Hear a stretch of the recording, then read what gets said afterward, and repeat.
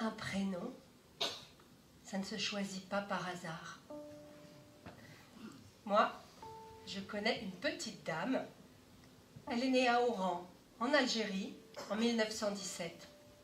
C'est la fille de Sarah et David Bénichou. Elle est aussi la sœur de 12 grands frères. Arrivée numéro 13 dans une fratrie, c'est déjà pas banal. Mais n'être fille après 12 garçons, vous imaginez un peu? Quand le premier garçon est né, et ça a été la fête à la maison, un fils, un garçon. À l'époque, il n'y a pas de plus grand bonheur pour des parents. Et jusqu'au 4e garçon, ça s'est bien passé. Après, on a commencé à se lasser. À chaque nouvelle grossesse, Sarah espère une petite fille. Elle lui dira « ma petite poupée ».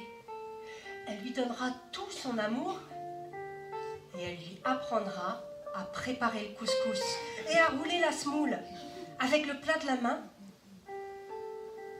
Elle lui enseignera toutes les recettes, toutes les traditions pour chacune des fêtes juives. Puis toutes les deux, quand elles seront seules dans la cuisine, elles pourront parler pendant des heures. « Ma fille, tu n'as pas su ! Fortune Serfati, la voisine, elle a eu un bébé. Dieu préserve comme il est vilain son bébé. Jamais, jamais moi j'ai vu un bébé aussi vilain. Et tu sais quoi? Sa mère, sa grand-mère, elle raconte que ce bébé, c'est la 8e merveille du monde. Allez, tu sais ce qu'on dit hein, dans notre famille. Tout cafard aux yeux de sa mère est un scarabée.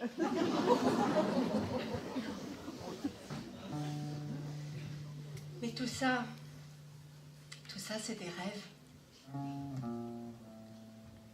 Lorsque le 12e garçon est né, Sarah a décidé d'arrêter de rêver.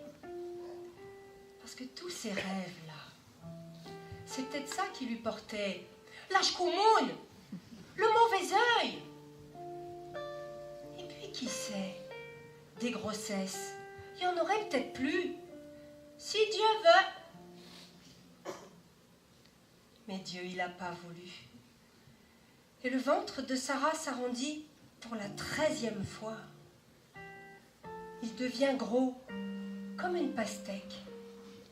Pourtant jamais le visage de Sarah ne s'éclaire, jamais elle ne parle de son bébé. Jamais Sarah ne pose ses 2 mains sur son ventre tendu. Si quelqu'un lui demande « Sarah, comment tu vas l'appeler, ton 13e garçon, on dit ?» Sarah, elle baisse la tête sans répondre. On entend juste un gros soupir lui chavirer le cœur. Un matin de mars, Sarah sent les premières douleurs et quand les contractions se rapprochent, elle demande à une voisine d'aller chercher la sage-femme et de prévenir David. La voisine, elle court chercher la sage-femme. Au retour, elle s'arrête à la boutique de David. David Bénichou, diamantaire. C'est ça son métier à David. Il taille des diamants, des pierres précieuses, du matin jusqu'au soir. David, il termine d'abord son travail. Après, il ferme sa boutique et il rentre chez lui, tranquillement. Et pourquoi se presser? Quand David arrive à la maison, le bébé est déjà né. La sage-femme est partie. Sarah est profondément endormie. David s'approche du berceau. Y voilà un petit bout de frimousse.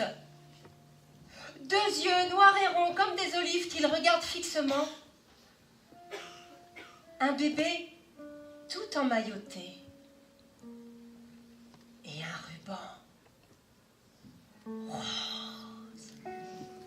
David, il attrape sa petite délicatement, il la place tout contre lui et, ivre de bonheur, il court dans la rue, il court jusque la mairie.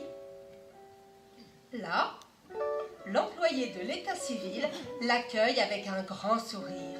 « David Benichou, mon ami, et Mazel Tov !»« Et dis, comment tu vas l'appeler, cette petite pierre précieuse que tu nous apportes aujourd'hui ?»« Tu as raison.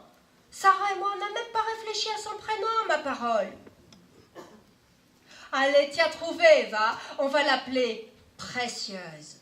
Précieuse Benichou. » Et voilà l'histoire du prénom de cette petite dame née à Oran, en Algérie, en 1917. Précieuse, ma grand-mère à moi, si précieuse.